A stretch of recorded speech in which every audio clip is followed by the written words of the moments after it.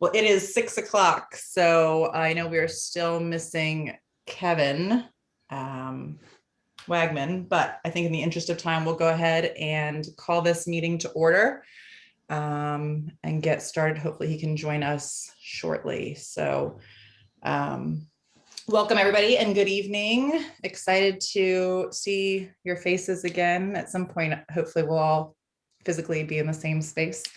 But let's go ahead and get started with Councilman Dayhoff and the review and approval of minutes. The minutes were emailed out earlier. I hope everyone's had an opportunity to give the minutes a good read. May I have a motion for approval of the minutes, please? Motion to approve the minutes. Motion by Ms. Yang to approve. Is there a second? Second. Second by Chairperson Laird. All those in favor say aye. Aye. Aye. Any opposed? Ayes have it. The minutes are approved. Madam Chair, back to you. Thank you, Councilman Dayhoff. The next piece, the structure and vision for the board, I just wanted to touch on very briefly. Thank you to Ms. Gruber for sending out all of that follow-up information that you sent following our January 12th meeting. The ordinance number 928, which really laid out the approval of this board and our existence, kind of reinstating this board, really laid out a lot of information, including there was a section under section 7.2, letter B was the duties of the board. So if you all had a chance to review that, those were very clearly spelled out there. And then there was some other information there as well. So I think just kind of to clarify that and pull some of that information out, I'll go ahead and I started already to pull that together in just a separate document. So after this meeting, I will send that out as well. One of the things that is laid out in that ordinance as well as term limits. So 2-year terms was something that was laid out specifically in section 7.4 and a few other items. So I figure we can go ahead and take a look at that and just kind of pull out the information that has already been laid out for us so that we don't have to do additional work to try to come up with those things and when they've already been outlined and approved previously. So otherwise, I think tonight the majority of our time really can be spent on the idea of our mission and vision. So if everyone is okay with that, I think we'll move on to that piece and give the floor to Ms. Yang and Mr. Ambrose so they can talk about all the hard work they've been doing. All right. Let's see. I don't know how lengthy of a conversation this will be since I think most of you guys have looked at it, and so far I've not heard anything that was contrary to what we have articulated. So I'm going to, I guess, share my screen. Y'all also have the Google Doc for the Google Doc itself. You can follow along, but I will, if you can, well, okay. I don't have to share my screen, but I need someone to enable share screen sharing for me to share my screen. Otherwise, we'll all just follow the same Google Doc and everything. But all right. Let me see, Jennifer, if I can make you a co-host. Or it's like a let multiple participants present or something like that. I think that's what the language is. Yeah. Yeah, she shouldn't need to be a co-host to put it up on the screen for what it's worth.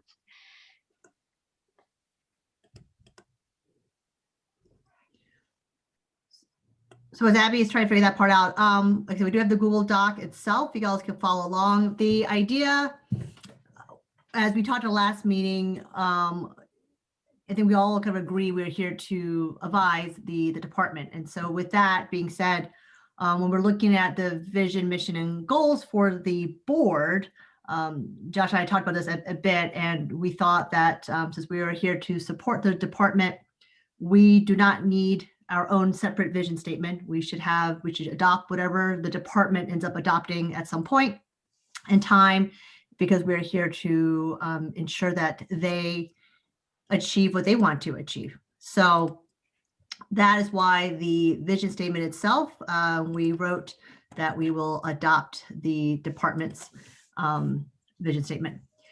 I know in our last meeting, Abby, you did express that you would like to refresh the vision and mission for the departments. It's been a while and everything. If that is something that you and your team really would like to do over the next few months, I will just offer up. I'd be more than happy to volunteer my time and work with you guys on it. So just let me know if that is something you would like done. I'd be more than happy to work with you. And I don't think it'll take very long. I don't think it'll be very complicated. So I will offer that up as a, I guess as part of my board member volunteering duties. All right. So we'll adopt the department's vision statement. The mission statement here, quite simply to advise and support the Westminster Recreation and Parks Department in creating a premier place to live and visit in the Mid-Atlantic region, helping empower local citizens to create their ideal community. Now, I think Josh and I both recognize that some Vision E type of wording, it's kind of baked in there a little bit. And so when the department does create a vision statement, that could shift a little if they decide to adopt some of those words into their vision. Because we don't have a vision, we were very creative with the mission statement. So our role is to advise and support. So our mission is to advise and support the department to do all these great, wonderful things. It's basically what we're saying here for the board's mission statement. Any questions, disagreement, changing in some thought here? Open the floor to the rest of the board to chime in. Now, at the second page of this document is everybody's feedback that we've received. So we did go through everyone's feedback to make sure some buzzwords were pulled in and reflected and everything as we kind of collapsed all that information into pithy bullets. So any questions? Ms. Yang, I'll ask a question if no one else has one right now. The latter part of the mission statement, helping empower local citizens to create their ideal community. Through what? Through whatever means the department comes up with. So the idea here is that we want to have an ideal community, whatever ideal could mean. And our mission is to try to, that's why some of the stuff is a little visionary, so it could get pulled up. I mean, I guess in theory, the vision could become creating an ideal community or a premier place to live and visit. So some of these words can be pulled up into a vision. The how we do that will probably be articulated through goals and initiatives and stuff like that. Okay. I like that part. And I know when we discussed it the other day, I liked that piece of it. And I do wonder if that moves more toward that vision. I like the visionary language, and I like even the pieces about creating a premier place to live and visit in the Mid-Atlantic region. That's already very visionary. So I wonder if that last piece is more visionary and kind of steps away from the mission piece. But again, yeah, it might be. And I think normally we would do this. The sequence would be the department would have a vision, mission, goals that they've adopted, and we would come in and just say, oh yeah, we support this, and we kind of line up to that. Because we don't necessarily have that in place yet, we are kind of feeling in the dark a little bit. So as the department crafts and revises their statements, I wouldn't be surprised if this mission statement also gets changed a little bit. But I think the essence of the mission statement is that we're here to advise and support the department, whatever it is they are trying to do and want to do. That's our mission, which is basically our purpose for our purpose. That's what the mission statement really is about. I mean, we were kind of shooting just kind of talking about some ideas. I mean, so how about if we add empower up with advise and support, and have to advise, empower, and support the Westminster Recreation and Parks Department and Westminster citizens in creating a premier place to live and visit in the Mid-Atlantic region, and just get rid of the rest. Kind of cuts down on the words a little bit. Okay. I think the wording here is empowering the citizens and then advising support so you're saying advise and support the department and empower local citizens? Yeah, I'm kind of just playing off of Jessica. I kind of feel like helping empower local citizens to create their community. I feel like there is there just seems to be something that should go after that. So we could just cut the mission statement off We could, here yeah, and just table this sentence and use it as a table that statement and give it as input into the departments as they engineer their statements. We can possibly, also just table that for now and yeah, or move see it, what Abby and her team does with it. yeah, or maybe move it. I don't know. Yeah. I don't know that it just belongs at the mission statement place. Okay. That's Now just the personal. thing with this is that vision statements are an interesting thing. I have seen some organizations where there's one vision statement for the entire entity of the organization and everybody adopts it. So in a way, the city could almost have that. If the city could in theory have a mission statement that says creating a premier place to live, work, and visit, right, in the Mid-Atlantic region, that would cover almost everything. And if the city has something like that, then we all just kind of tag onto that and do our part of achieving that. But there are ways to kind of work this out. So, I mean, but for now, we can definitely move this part out if we think that. I don't think the board. The board can decide kind of where they want to put the words around here and everything. We did look at the city's vision mission statements too when we built this out, and we looked at other rec and park departments' vision mission statements from across the country as well. They're not very sexy. So it's a little more tactical, but like I said, this could still shift and change as the department does it. As I think my goal would be if we all kind of agree on the essence and the spirit of directionally what our mission goals would be, and then once the department kind of figures that out, we realign to that. But as long as we have a good understanding of, in general, what we're about. Yeah, Kevin, And just if I- posted the vision statement on our little chat, and it's quite wordy. Very. Yeah, it's very wordy. Yeah, if I could just highlight this, and that is the current mission statement as drafted puts emphasis on supporting the Parks and Rec folks, and then also, engaging with local citizenry. And those are intended very purposefully to be two separate entities and two separate discussions. And so we can wordsmith it later, but I think the real question is, are we all happy? Are we all content with that being the mission of the board, that we're here to help Abby and her team, and we're here to empower citizens to engage in Parks and Rec activities? And I think that is reflected in the statement that Kevin just linked us to, where it talks about partnering with community organizations and promoting health and well-being of local citizenry. It just says it in a lot fewer words. So I think those two questions are the main ones that we need to decide about the mission statement. Are we okay with that focus on Parks and Rec department, and are we okay with focusing on the local citizenry as well?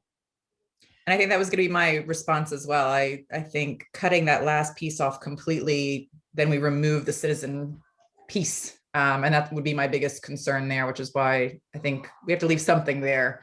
You just said something, Mr. Ambrose, and I think it was almost so basic. It worked really well, but you said something to the effect of, helping empower local citizens to engage in their community through recreation and parks. I like that. And I think something like that, like empowering them to really engage and be a greater part of our community through this very important work and this programming and space and everything else that is a part of this department, I think is really wonderful. And that might more clearly embody kind of our mission with, then empowering them to create an ideal community, being more visionary. So, but I agree. I think we need to have both parts so that we're really showing that we're kind of connecting the department and its work back to our citizens. I like that. So I rewrote it a little bit as to advise and support the department, and to help empower local citizens to engage in their community through recreation and parks. I like that. Might be a little redundant, and that's lowercase r and lowercase p, right? It's about engaging in the recreational assets that we have. Okay. Absolutely.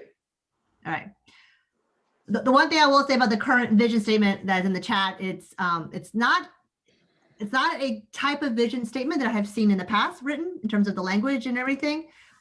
It just does seem to describe more about what it does versus what its big vision, big, huge, I want to achieve, we want to be thing. So it's a slight difference, but all right. Yep, Okay. it might be from as early as 1974. Yeah, because I've seen it before. I think it, and back in the early 70s, we were just trying to get it established. Mhm. So It might be time for a revision of our vision. might be, Yes, and that's what I think Abby and her team are interested in doing that over the next few months. And so, the city used to have a vision and mission statement back when I was in office before, but I haven't seen it recently. So I don't know. Maybe I I've can seen find it. the latest, what the city, the strategic plan the city did a few years ago. I did see that. Oh, It okay. had some statements in it, but it wasn't a full vision, mission, goals, initiatives structure. But it had some information in there around that. One of the ones that I used as a guide is actually Visit Loudon. Visit Loudon they actually do use it as a marketing document, I think. But the way they do it, and they do nice, pretty pictures with icons, which is eventually we'll get there, Abby, with your stuff. It's all the words they use, a lot of embellishment and flourish, and does give you the sense of ooh, ah, right? But it is a bit of, because they're trying to market and pull people into on the tourism side. All right. Any other questions about the missions? We reworked a little bit. Okay. Was that through create their ideal community through recreational opportunities or through the recreation and parks? It was through Visit Loudon, so I think it's their tourism. It's through the tourism. The tourism arm or office, the organization called Visit Loudon has a mission, vision, initiatives little document that has things laid out, nice, pretty pictures and eye-catching words and stuff like that. Looks like a consultant was hired to do that. I think we can move on. I will just put one last plug in that the visionary aspirational language of creating ideal communities. There is a difference between just engaging in what Parks and Rec does and helping co-create something better together. And so if we take out the ideal communities there, I would just hope that ultimately we end up putting something in our vision statement that talks about wanting to create, wanting to build something new, wanting to, put our hands to the plow and make Westminster, the ideal, however we want to say it, the community that we all want to live in. Well, I put those words up under vision. I wrote those words up there so we don't forget. And that's something where, so we have it still up. We have it and we don't forget about it, and we'll see how we kick it around, wordsmithing it later on. Okay, so the mission is our purpose. The goals are what we hope to achieve against that purpose. And then the initiatives will be the actual projects, the more tactical items that we do to move the goal, to achieve the goal or move the goal forward in to satisfy the purpose of the mission. So we looked at the board's goals, not the department's goals, the board's goals. And this is kind of what we think we should be doing and what we want to achieve as a board. We pulled a lot of these words from the input from board members. Advocate and champion relevant initiatives, increase awareness of Westminster's assets and publicize attractions. So they're similar. They're both about more awareness and communications and all that stuff. Elevate and enrich the department's capabilities to foster vibrant green spaces, and curate engaging community parks, facilitate diverse, fun, and dynamic events, collaborate on city beautification. This third bullet, elevate and enrich the department's capabilities, it's a fancy way of saying our goal is to help the department staff do more and better. And whatever that is, right? And it is whether it be give them advice, whether to be a sounding board, whether it's to literally roll their sleeves up and help them out. I mean, I don't know. So those 3 sub bullets might be kind of the department's goals, but we don't want to say that because we're not writing the department's goals. But when Josh and I worked on this, we were talking this through, and then we realized, oh, wait a minute, we're not the ones to facilitate the events. We're not the ones coordinating those things. We're not the ones, but we want to help with those things. So that's how this got crafted this way. We didn't want to lose those 3 sub bullets in terms of the concept. But the realities would be is that kind of whatever the department comes up with for their goals might replace these 3 sub bullets. But the idea is that we want to challenge, add on, push, encourage, do all the different things so that the department can do more with what they have or get more, resources to do more. So that's kind of what the third bullet is about. Feedback. I think it sounds great. Nope, thank you. When you work with somebody who is a writer, this whole exercise is a lot easier. I was telling Josh, I usually sit in a room with a bunch of techies, and you ask them to brainstorm these kind of words. They just look at you like, "Aw." So wordsmithing is a lot less pain when you have a writer working with you on it, someone who knows writing. I think it sounds great. After working with Josh for many years and hearing a lot of what he did at McDaniel College, it was really great to know that he was a part of this as well. I know that you have a lot of experience, Ms. Yang, with these kinds of things. And Mr. Ambrose has, like you said, great experience in the wordsmithing and really capturing the essence of what's happening or what needs to happen through words. So I think this piece, I think, is really great. And I did go back and look again at that ordinance specifically to look at the duties as they note them. And I think they really complement the duties that have been laid out for us. And again, give us kind of more of that visionary piece to it and really just kind of expand on what we want to be able to achieve. So I think it's a great outline for us. And if it was needed, we can probably even almost line up the duties, if people need to see a mapping of how the duties do go well with this or not, we probably could even map that out if we had to. But yeah, we did look through this as well to make sure that we didn't go sideways with the ordinance said. I don't think we did. Yeah. So Any other comments or thoughts? No, I'm waiting for the next section. I can't wait for the next one. Okay. When we started writing it, Anne, that's exactly what we said. We're like, this is the section that everyone's going to have all the opinions about and want to talk about. Okay. So vision goals and everything, 3 to 5 year perspective, right? So these are things these goals, these missions, it's not a 1 month, 2 month thing. It's a multi-year thing. 3 to 5 is tends to what people aim for, and you revisit every year to make sure you're on track and blah, blah, blah, blah, blah. All right. The list of initiatives is not stuff that Josh and I are saying we all should be doing this stuff. This is a list of things that we've heard that the staff is currently doing, or people have suggested, or we got it from the input from the board members in our input feedback Google Doc. That's what this came from. And in theory, the idea would be is that if you have a bunch of goals, initiatives would map up to the goals. So you know why you're doing the initiative, right? You want to do this because it sounds fun and cool. Well, why? And then a lot of times the why has to be answered to justify the funding and the time allocation, all that kind of stuff, right? So, that's what these initiatives are. And we wanted to document just so we can kind of know the tactical things that are going on. And then eventually, once this list gets kind of fleshed out, we also know where we can help out, right? We'll know, okay, this is what needs help. And then if you want to be very, very strict about managing goals and stuff, you would have performance measures against these things. You would have targets. You would have things to show, to prove to everybody else, look, these initiatives are doing what they're supposed to be doing. We are achieving these goals. Look how wonderful. Look how many more people come visit. Look at how much more money we brought, or whatever the metric is you guys want to use. Initiatives, in a way, it justifies the spending of the money and the resources to do some of these things.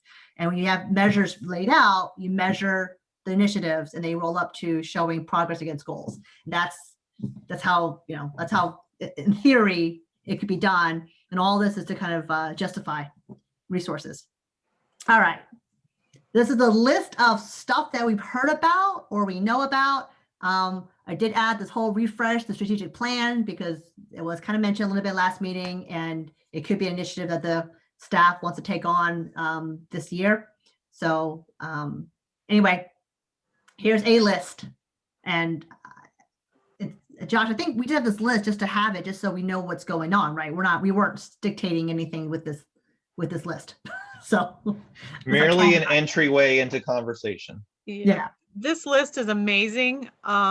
I would like to add the Bee City into the increased environmental advocacy. We have Tree City designation and we are now a Bee City.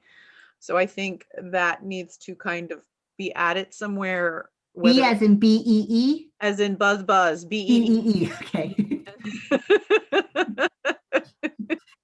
Yes, and so that needs to be added. I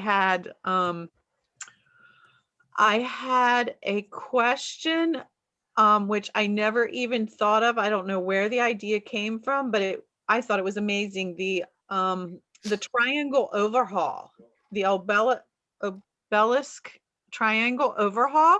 Obelisk. Thank you. Obviously, English was not my forte. What is, I'm just wondering, what are we talking about?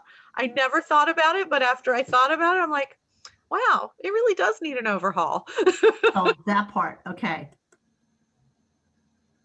Yeah. I think Dr. Becker, Mona, has some ideas on that. She and I have talked about just planting more flowers there. I know historically Lindy McNulty, I believe, is the one who has taken lead on planting the garden there. But I think there's just a lot of opportunity to beautify that area. At the Forks? At the Forks? Yeah, that's done by the city of Westminster. Yeah, Steve Strasberg takes a lot of pride in that. Yeah. And also the Women's Club had a lot to do with the obelisk being placed there. So we don't want to mess with them. I was just curious about that one. So that will obviously be some discussion, and maybe that's a mode of discussion. But I like that direction, because that used to be for a long time considered to be the center of town. And that's where all the events took place, right there. And yeah, and forgive me if I'm misquoting Mona on that at all. I just know it came up in a discussion with her and I the other day, and maybe I was the first one to throw it out. I'll take full blame. But I think it's just a corner of town that is very, very prominent and might need a little could use. Yeah. Yeah. I wonder if we're going to have some opportunities when that property is further developed, because that property is in transition right now. And I'm not sure exactly what the future of it is, but that might give us some opportunities. Well, that kind of leads me, because I know this was mentioned, is the gardens in Parks and Rec, like all of those little squares all up and down Main Street, which have weeds growing in them and look terrible, some mulch, some not, some the local residents pee in, they have tiny little bourbon bottles and tiny little rum bottles and tiny little fireball bottles everywhere. That little statement not only brought my attention to the triangle, it also made me realize how our tiny little gardens need a lot of help. And I think some attention. Is that us or is that somebody else, Abby or Kevin? So that is not the Recreation and Parks Department. They are city-owned spaces. The tree pits are the tree pits and the planting areas along Main Street and in some of our public spaces, I believe, are under the management of the Public Works Department. The city arborist does a lot of work with the plantings and upkeep of those spaces. So we do not, the Recreation and Parks Department does not do anything with the Tree City USA designation, street trees, or the container gardens and tree pits along Main Street. Interesting.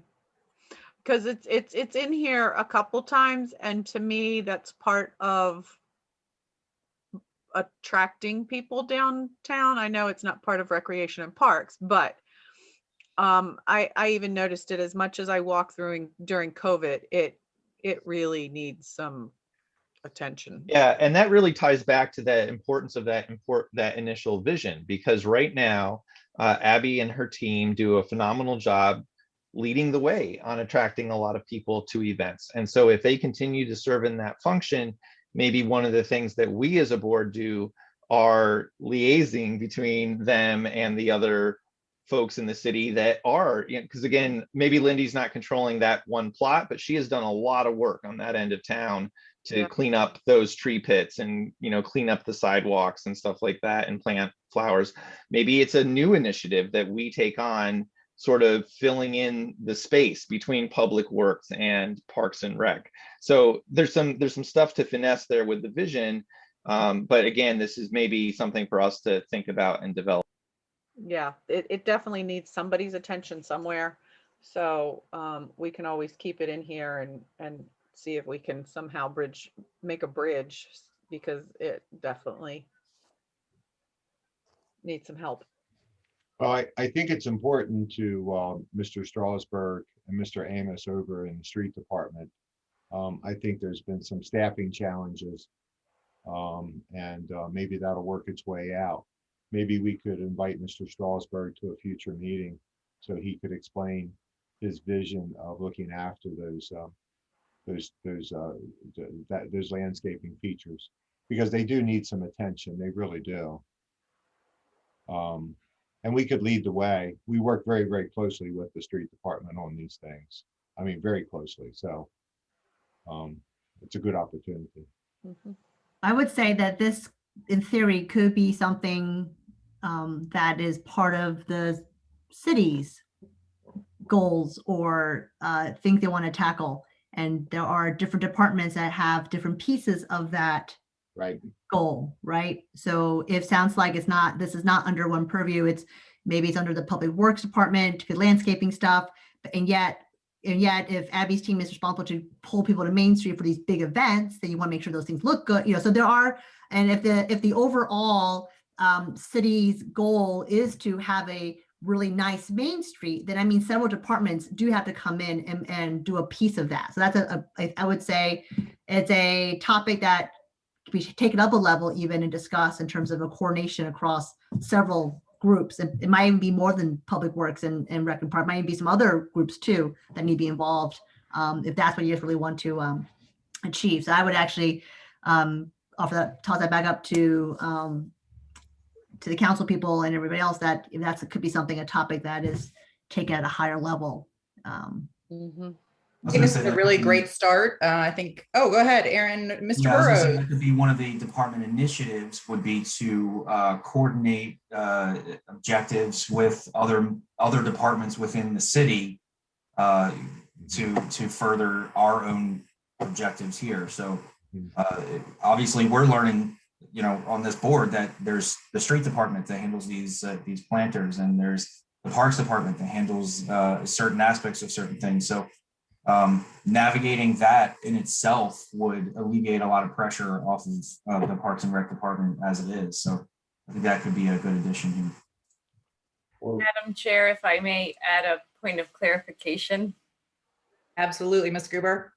So just to be clear, the Recreation and Parks Department does not have a dedicated parks maintenance staff. So when we talk about anything such as the planters along Main Street, or if there is a dead tree in one of the parks, it is our streets department, part of the Public Works Department, who acts on our behalf and goes and takes care of those maintenance measures. So they are a very constrained staff for the amount of space that they have to cover and the amount of facilities and properties that they do manage. So I wasn't sure, when we had our introductory meeting, I certainly focused on a very programmatic staff, but that's because that's really what is funded in my operational budget. So just so there's an understanding there that It's not like I can go to my parks foreman tomorrow and say, hey, let's do a better job with those planters along Main Street because they're looking a little rough. Thank And I you. think that's a particularly relevant point, Ms. Gruber, for you to highlight. And because that's, we've all heard it. When we get to Wakefield Valley, that is the number one impediment that I've heard is who's going to maintain it? Who's going to take care of it? Who's going to mow it? Who's going to cut down the trees? And so that all needs to be part of our larger strategic thinking as a board.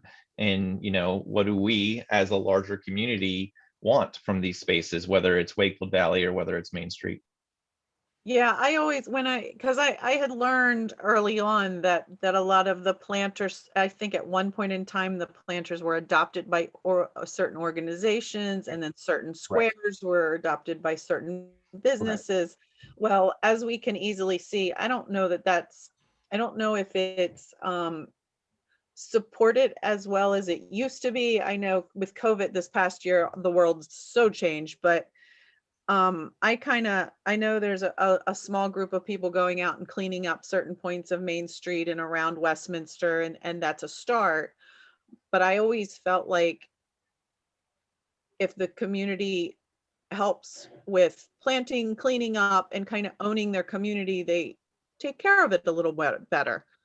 So I kind of wanted to see the Boy Scouts and the Girl Scouts and a lot of our civic organizations maybe adopt a block or do something like that. And maybe see some, I don't know, that was an idea I had. And maybe that block can be adopted and maintained in a little better fashion than what we've been seeing. That's just an idea I had. But Madam Chair, Councilman Dayhoff. we don't want to overlook the work of the Tree Commission either. Eric Schisler and the Tree Commission do a really good job, also constrained with what resources they have available. I mean, I know the street department is down 5 employees since 2008. I just think we reinstated one employee, but they're extremely constrained. And the other thing that we want to be sensitive about is they take a lot of pride in working as hard as they do to maintain Wakefield Valley and the planters and the plantings around town. I know they work a lot of long hours to make sure that it's as best as possible. I guess it might be up to us as council to maybe reinforce that a bit with some funding and with some support. But they work really, really hard at it. Their heart's really in it. Yeah. And I know when things go sideways at Wakefield Valley, I know they take it very personally. So Absolutely. And I don't think any criticism of folks is meant here by any of us. And I would just say this is a great opportunity for that empowering the local citizenry discussion to come in. Like, I have been part of cities, towns where we started, whether it's planters or whatever, but every shop is responsible. It's like a flower challenge, right? For the month of May, we're all going to plant flowers in front of our store. And man, let me tell you, if 100 stores all put flowers out at once, it can transform a Main Street, and I know that there's maintenance and I know that there's cleaning, but maybe that's one of the things that we as a group think about is what is our challenge to our fellow citizens here in Westminster, and how can we help message to whether it's rentals, whether it's individual homes, whether it's small stores, again, maybe we can help bridge some of those gaps to get other people keep maintaining the excellent work that our city staff do. Yeah, I think that would be a great opportunity for us to come up with a few initiatives. I think we've all identified in these conversations just now, a number of things that we see as we go around town that we think might use some help. And obviously we have some very dedicated people who work in the city. And as we continue to hear, they're stretched thin and are doing, a lot of work in a lot of different areas. So we do absolutely appreciate the work they're doing. But I think this could be a good opportunity for us as a follow-up to kind of brainstorm some of those things and maybe bring forth some initiatives that, as Mr. Ambrose mentioned and alluded to, we could maybe as a board empower, some new fun, slightly competitive initiatives maybe in town. And I think the gnomes this year were a great example of that.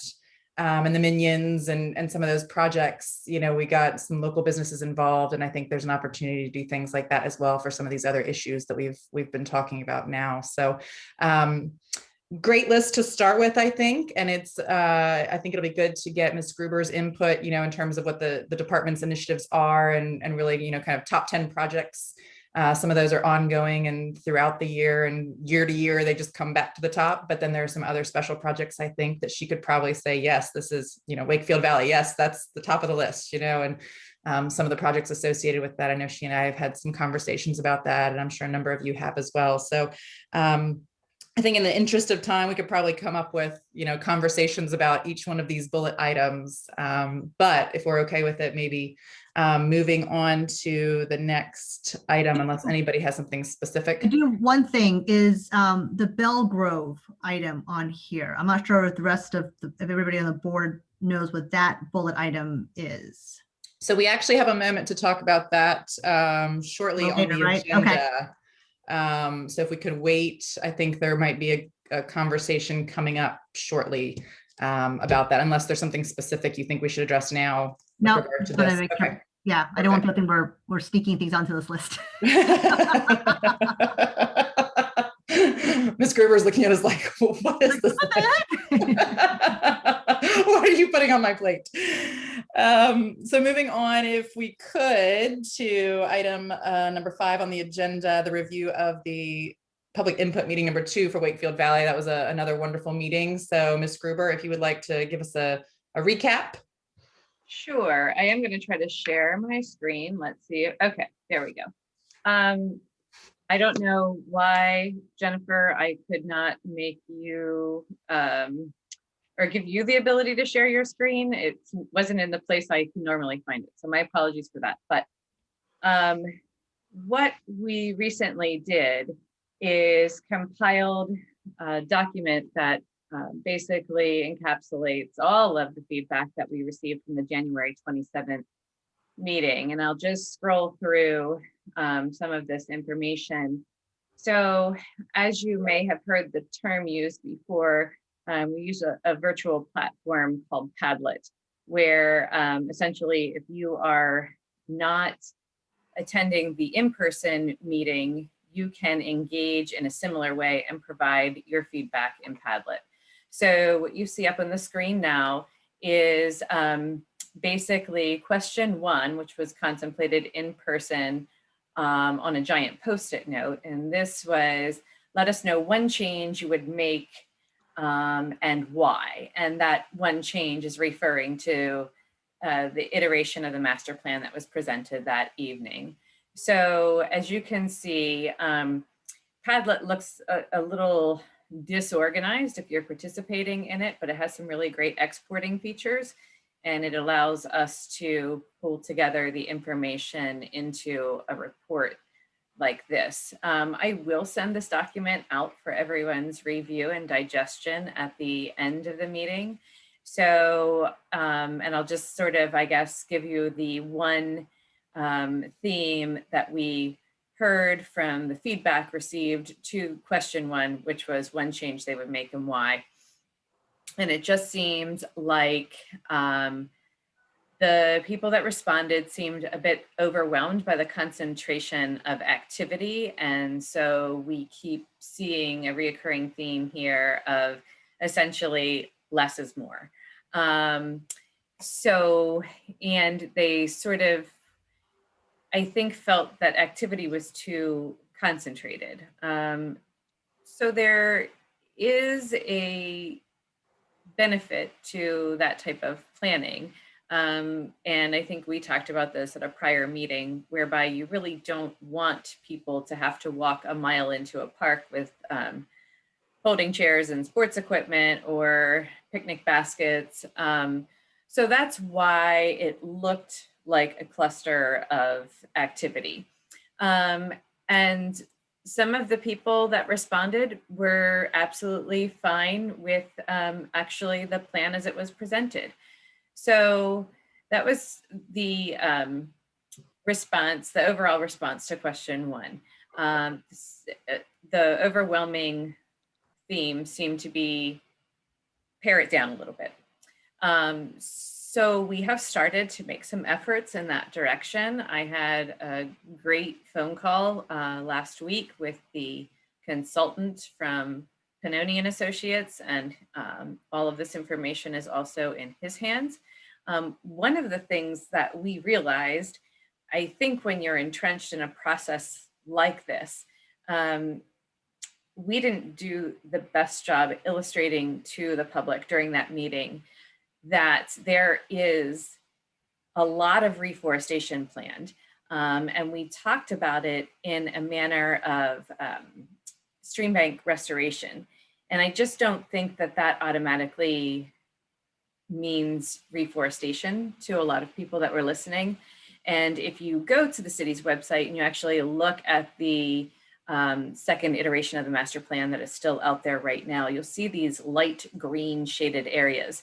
Those areas are all ripe for reforestation and stream bank restoration. So we didn't do a really great job of explaining that. And then there's this darker green kind of hashed pattern on the plan that also, if you link it to the legend, says that that's reforestation. So I think that drew everybody's eye. Those spaces are less on the master plan. And I think that most of the folks thought that that was only where we were concentrating reforestation efforts. So we discussed ways that we can better communicate some of the items that are going on. We've also reached out to the county and are working with them with their reforestation plan so that whatever efforts we are outlining in this effort will correspond with their goals for reforestation as well. So question 2 is relates to the highest priorities from meeting 1. Did this version that we presented on the 27th achieve the highest priorities from meeting number 1? Most people agreed, again, that we did basically the plan met the highest priorities from meeting number 1. However, the theme was reduce the amount of concentrated activity. And there was a heavy concentration in this response arena on improving the trail system, which again is something we absolutely plan to do. And we felt like was obvious on the second iteration of the master plan, but we didn't go into depth sort of explaining that it was 6 mile, the master plan before them that evening illustrated 6 miles of paved trails that link into neighborhoods and other city park facilities. So just clarity that we need to provide in our next presentation. And then lastly was everybody's chance to dream big. So if you could think about something that you would want to develop at Wakefield that would benefit the community 25 years from now, what would it be? And we got a really interesting response to this question. But again, it's that underlying theme of please preserve the natural beauty of the park, the open green space. Some folks really felt very strongly about having larger bodies of water, which I thought was very insightful and kind of neat to see. And you know, one of the next phases of this project obviously would be evaluation of the ponds, the stability of them, and what we do with them. So at that point, it may come to light that we could combine 2 bodies of water to make one larger body of water. But it was fun to sort of see how those answers supported one another. And there was also a lot of concentration and concern over the buildings, as we know. So the clubhouse and the Durbin House. And so it's an interesting read. The document is long. We received a lot of feedback. As you scroll through, you'll see the in-person responses, the Padlet responses, and then the last section of the document rolls into all of the email that we received at wakefieldcomments@westgov.com. So again, in the interest of time, I'll just scroll through it quickly and you can peruse it later at your leisure. So does anybody have any questions on the second meeting that was held on January 27th? Madam Chair, I have a question. Councilman Deha. Ms. Gruber, a lot of the feedback that I'm getting that's been extremely time consuming is the fate of the two ball fields. Might this be a good opportunity to address that? So that's currently being addressed in what will be the next iteration of the master plan that will be presented at the final public meeting, which is scheduled for March 3rd. So there is definitely discussion about removal or relocation of those baseball fields. And that's about as much as I can comment on that at this time. Okay, thank you. Mhm.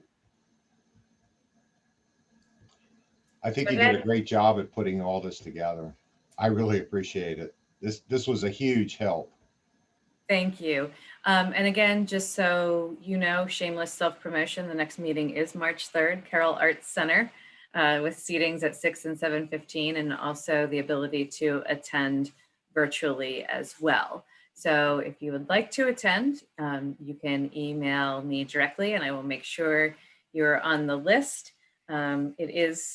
It's a dynamic and engaging evening, and it's really a great opportunity to get to know your community a little better. So, Ms. Gruber, will there be a revised master plan presented at that meeting, or will it be continuing the conversation along the same proposal? there will be a revised master plan that will be publicized at that meeting. Abby, this is Steve.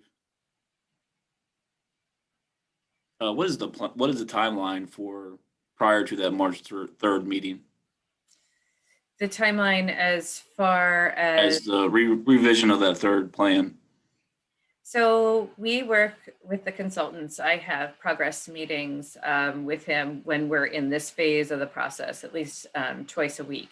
And so we'll discuss the evolution of that plan based on the input that we've received and some of the items that he's discovering on his end. Just, topography challenges, ADA accessibility, slope grade, all of those fun things. Things look great on paper sometimes, but then it'll be $10 million to construct if you want to put it there. Well, so then you're back to the drawing board. So those are the items that we continue to discuss. And then the goal is always to have a draft of what we plan to present at the public meeting 1 week prior to the public meeting, at which then we send that information out for review and comment to the mayor and common council.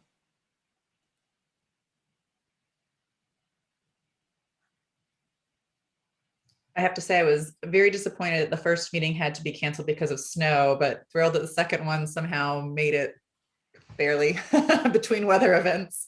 I was able to attend both seatings. So if anybody wants to do that and is available and interested, please reach out and let them know. It was really wonderful to have an opportunity to talk with both citizens of Westminster and then people who represent various groups who think they might have an interest in a park like this or an open space like this. So we got to hear some really great insight and information that people had gathered and research. It was all kinds of things. So if you can attend, that would be great. If you can attend virtually, that would be wonderful. If you have any comments or input, feel free to throw it up there. And if not, I know the public comment period remains open for a good bit of time after the meetings as well. So you can always go back and watch the recorded meeting and comment afterwards if you don't have time that evening or it doesn't fit with your schedule. So I encourage you all to do that if you have any interest, because it really was a great experience. And then getting onto Padlet, even if you are there in person, to see what other people are saying is really interesting as well. So I love the platform. I have to say I'd never used it before, but it's interesting for sure to be able to see all that. Any other comments? I think it's a very exciting project, and it's awesome that we have the opportunity to be a part of it. So thank you, Ms. Gruber, for all the information you're sharing with us and the opportunities to give feedback as well. So anyone else? Nope. All right, then we will move on. Ms. Gruber and I were talking and believed that Mr. Ambrose and Mr. Wagman might have a few things that they might want to discuss with regard to the monument in Belgrove Square. So if you all would like to take it away, Mr. Ambrose, we'll start with you. Sure, and Aaron is on that historic district zoning committee as well. Okay. And basically, we received a proposal about a monument that was damaged during a car accident. They are working on restoring said monument, but as part of that discussion, it came up that they may have some interest in moving it from its current location near the curb on the street to a more central location in the park, potentially next to some other signage that talks about the history of Belgrove. And as they were talking, we had the idea that this might also be a nice collaborative event, should this move occur, for us to recognize Belgrove as one of our early parks here in the city. And we stumbled upon Mr. Councilman Dayhoff's wonderful editorial a number of years ago about the history of Belgrove, and just again, what a pivotal role it played in the history of our parks department here in the city, you know. And so there was some questions about how the move might coincide with some other historic times coming up. I think, someone correct me if I'm wrong, it's like it's like 250-year time coming up, commemoration. And so there was a 150, whatever, you know. Yeah, thank you. English major, not a math major. But yeah, there was this discussion of what it would look like to have a cooperative event between some of our historic partners in town, the local museum, and the Parks Department. And honestly, as far as I'm aware, Kevin and Aaron, you can fill in. I think that's the extent of the discussion so far. And just wanted to put it on the radar of everyone here.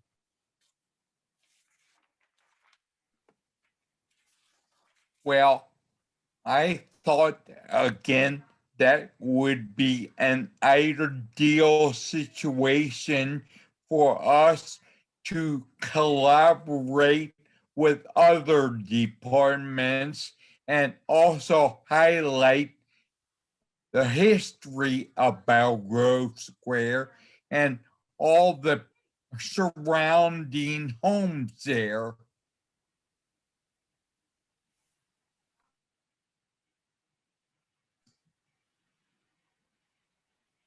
There are a lot of head nods. It looks like there are a lot of individuals here who agree with you, Mr. Wagman, so thank you. Madam Chair. Councilman Dayhoff, I was waiting. I knew you weren't going to sit by idly and let this conversation end without some input. Yes, sir. Historically, there's always been a wonderful community concert. Is it in August, I believe? Mr. Wagman's wagon not in his head. Kevin, is it in August? Is it when the Westminster Band has played? I think either late August or very early September. And that might be a great opportunity. The band is easy. It's really easy to work with the band. And then I did a presentation for the Historical Society a number of years ago. I could dust that off. It's a complete set of slides, and I did it for the Historical Society, and I did it for the Brethren Church. We could dust that off also. But I think this is a huge opportunity, just huge. Mr. Ambrose, do we have any idea on timeline in terms of the new? You know, Madam Chair, I was afraid you were going to ask that, and my geriatric memory may be failing me here. So, Aaron, can you help me out here? Do you remember? I think, you know, they want to repair it sooner as opposed to later, but I think the exact time of a move or a commemorative event has not been advanced yet. Does that align with? There was also the logistical issue of we are having to work, as the city is having to work with a gentleman's insurance company because it was damaged in a car accident. So we're moving at the speed of insurance, and that's, we don't have a timeline. I think really last week's meeting, it was more of an idea floated that Kevin and I really liked when Josh brought it up at the Historic District Commission meeting, that this would be a great opportunity to overlap the two departments and kind of give us a good solid footing to get off on.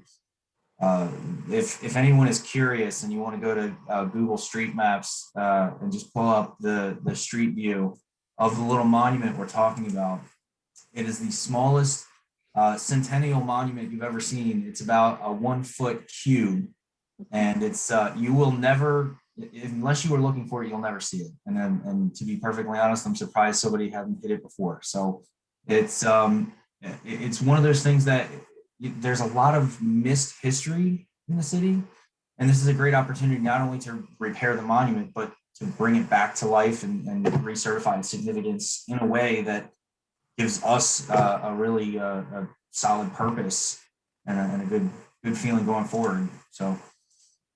Thank you, Mr. Burrows. August, might be pretty pretty safe with having a large group of people in a smaller area. With COVID, I think at least that might work well. Well, that was my question about the timing, but it sounds like if it's moving slowly anyway, that's kind of okay. It's not like something that's going to be sitting there for months and months and months before we get around to recognizing it or doing something. And I think moving it is a great idea. I lived just doors down the street from that intersection, and I can't tell you the number of times that we would go running outside because we'd hear a big crash bang and it was another accident on that same corner. So to preserve the monument itself, I think it's a great idea to move that, but then also to kind of cluster that with other historical markers there and really bring that to light, because as you all mentioned, it was such a small monument that you wouldn't necessarily notice it was there if it was on its own. So Ms. Gruber, did you have something?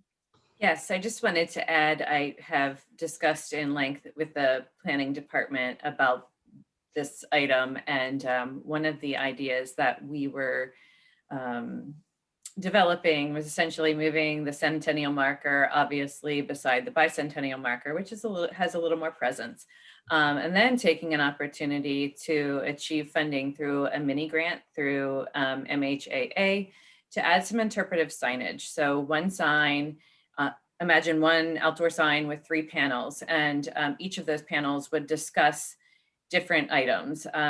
It would discuss perhaps the the dedication of the centennial marker and the bicentennial marker and what that means as a nation, obviously. And then the middle panel could actually talk about how visionary the city of Westminster is, because in 1866, this park was dedicated as open space. And then I think again in 1877, it was actually donated to the city.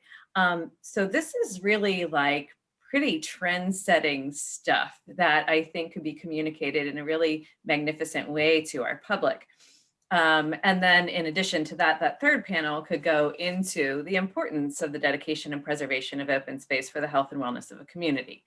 So certainly, I think that there's a really great moment here to share with our public just how fortunate they are to live in Westminster and to be part of a visionary community that was practicing preservation of open space way before anybody else was even thinking about it. So certainly, I would hope that if we did a clustering of these monuments and an unveiling, if we wanted to do a greater effort, we might wait for that opportunity to evolve instead of rushing a rededication in whenever, because we can restore the monument, we can keep it safe, and then we could even place it, and then we could just do a larger unveiling ceremony at a later time that gives us a little more bang for our buck and gives those little struggling monuments some more real estate in that very important green space. That's all. Thank you. I would really concur with that, and I really appreciate all of that. And because when we were having that same discussion, I was just struck by what an opportunity this would be too to kick off some of those other city beautification things that we talked about earlier tonight. So like if we unveiled that monument, we unveiled the history of Westminster treasuring our open spaces, and then we had some sort of challenge or, opportunity for Main Street beautification. And we kind of wove in this story that goes in line with all of the vision and mission that we've been sharing here tonight. I think that'd be a really cool moment. And, if we shoot for August or whenever, I think it's very doable. I think also a growing trend, if you look at the history of Westminster, it has a long history of private citizens donating their land to the city. So that's a key thing that we should also harp on is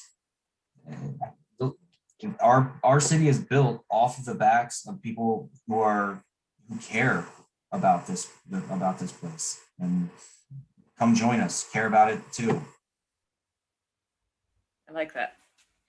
We'll definitely make sure we keep that on the agenda to continue those discussions, and don't lose sight of that opportunity. And we'll continue to ask for updates both on the monument and then also that historical marker and signage, and those opportunities to see what that timeline might look like as they continue to develop. So thank you. I know we are pushing our 7 o'clock. We're just over it. So wonderful conversation. Does anybody have anything else on Belle Grove before we move on? Looks like no. So thank you for all of that. I think that was an important discussion to have. And I think a lot of great things just came out of that very quickly. So I know Ms. Gruber had some event updates. And so if nothing else, I know we want to talk about Celtic Cantor since that's the next one coming up. So if you want to give us a little bit on that, and maybe if you have a few words on the others. I know last night's update was really wonderful, and so give us what you can, Ms. Gruber. Okay, I will do my best. So Celtic Cantor, we were able to have the plan, our safety plan, approved through the health department. And so we are moving ahead with that on Friday at about 5 or 6 p.m. We sent the opportunity out to our past Celtic Cantor runners. And I was so excited at the response over the weekend. We had about 110 runners committed and registered. And by the time Monday rolled around, there were 144 people registered. We haven't even gone public with this event yet. So we were hoping for this response. And it is our goal that between Wednesday and Friday this week, the event is made public. So anyone can register whether or not you've run with us in the past. So I won't get into the details of the safety plan, but please trust me when I tell you we have tried to think of everything and have placed every safety measure into play to make sure that our headlines are positive coming out of this, and the headlines are not that this was I'm not even going to say it out loud. So we have a really, really great team behind us that are working tirelessly to pull together the details. Next up is Wine Stroll. Our plan was endorsed by the health department and then officially endorsed by the mayor and common council last night to hold the Wine Stroll. We are really excited about this opportunity as well. We cannot hold events on Main Street right now simply because it is too porous. So we have to use spaces that we can clearly fence off and define. And that way we always know that there are 250 people or less in those event spaces. So the Wine Stroll is going to maintain all of your favorite things, all of your favorite Maryland wines, and food and entertainment. We just booked a late night record shop to open, and Go Go Gadget, which is the band that did the concert in the parking lot in September. If any of you were present for that, they have a fantastic stage show and their music is excellent. So we booked both of those bands for entertainment for the day. We will have 2 seatings for the Wine Stroll to try to accommodate more people. And those times are 11 to 2. Then we have 2 hours in between to clean and disinfect everything before we have our next seating from 4 to 7.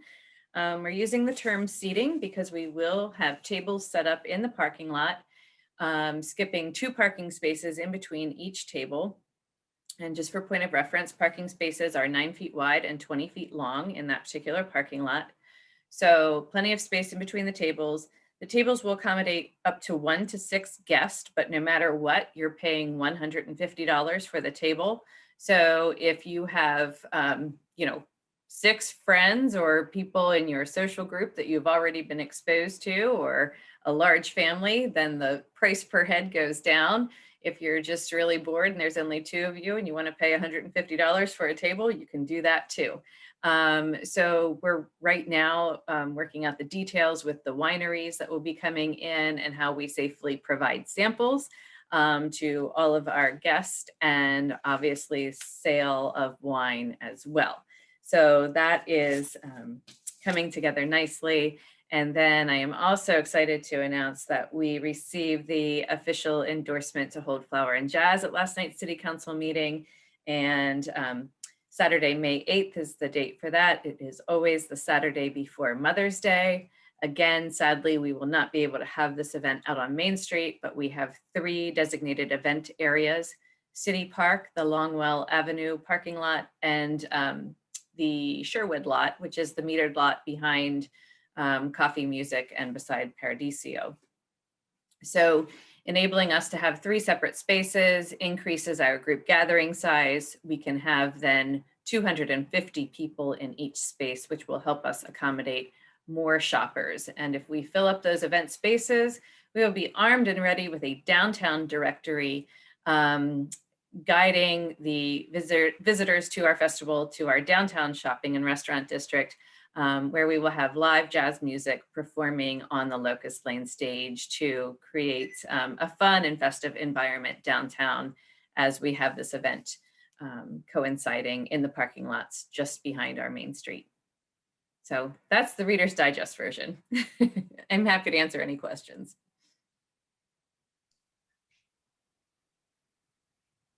Any questions? No? If not, we will continue on very quickly. If we can look at calendars, I don't know if we want to go ahead and set something, but March 9th would be in line with what we've done for past meetings in terms of kind of sticking to that second Tuesday. So if that works for everyone at the same time, same place, we can go ahead and say that's it. So should we plan on that? Yes. Yes. Yes, looks good. Everyone's nodding. Second Tuesday of every month at 6. Perfect. All right. Well, then we will go ahead and say that March 9th will be our next meeting. And as promised, very quickly, or not so quickly, if somebody has something very important to discuss, anything else that we didn't have a chance to touch on tonight that anyone is very passionate about bringing forward to this meeting tonight? I won't go around to every single individual in the interest of time, but if there's anything else we missed or some opportunity you didn't have to say something, Mr. Wagman, yes. I think I would like to honor Mark Slater. He was an early participant and a person on the board when Recreation had an earlier board. He died, and he was very instrumental in bringing lacrosse programs to Westminster. So I just want to honor him. Thank you so much.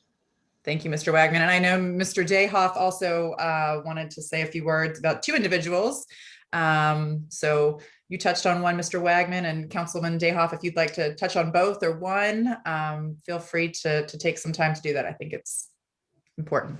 And Ms. Gruber might want to share some remarks also, because Ms. Gruber and I also worked with Mark Slater a great deal. And he was just as Mr. Wagman mentioned, he was an early and very important, played a very early and important role in this very board, as a matter of fact. So his contributions were immense. So were Frank Schaefer's. Frank Schaefer just passed away. Frank Schaefer was a very large dynamic in the formation of the Wakefield Valley Trail. And Ms. Gruber and I ran with Mr. Schaefer for many years, many years. Well, I didn't run with Mr. Schaefer. I ran way behind Mr. Schaefer. And his contributions to the community are just simply enormous. And it makes me very sad that these two individuals have passed.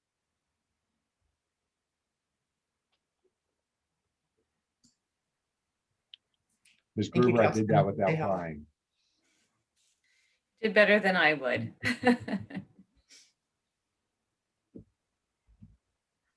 I think both Thank you. lives who touched a lot on the work that, you know, we're all here to kind of follow in their footsteps and help to continue, you know, fostering and advocating for in the city. So, you know, thank you so much for your words, Mr. Wagman and Councilman Dayhoff. We appreciate that.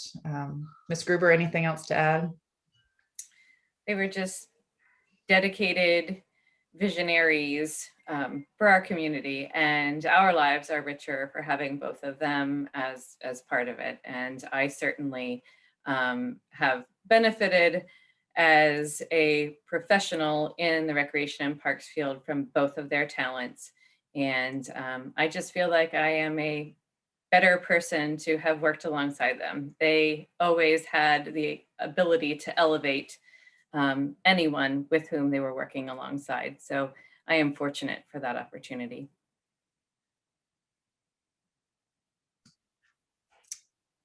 Thank you all. So anything else that we are missing? It looks like not. So 15 minutes late, I apologize, but we will go ahead and officially adjourn and see you all back on March 9th.